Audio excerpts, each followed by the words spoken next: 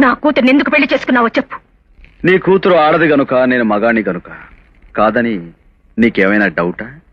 నాకున్న ఆస్తిలో, నా వెనకున్న స్టేటస్ లో, నా చుట్టూ ఉన్న ఈ సొసైటీలో నీ అంతస్తు కొలత వద్ద వేసి కొలిస్తే అరంగుళం కూడా రాని నువ్వు ఏ ధైర్యంతో నా కూతుర్ని పెళ్లి చేసుకున్నావు? కట్టిన తాళిబొట్టు కొనడానికి డబ్బుంది, కడుపు నిండా తిండి పెట్టడానికి శక్తి ఉంది, తన కడుపు పండించే మగతనం ఉంది. ఇంతకంటే ఏం కావాలి ఒక మగాడు ఆడదాన్ని పెళ్లి చేసుకోవడానికి? ఓకే, అసలు విషయానికి వస్తాను.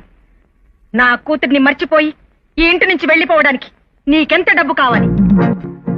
కొంటావా? కొంటాను, నిన్ను కొంటాను. నువ్వు డబ్బుకు లొంగకపోతే నీ తల పొగరు దించే రౌడీలను కొంటాను.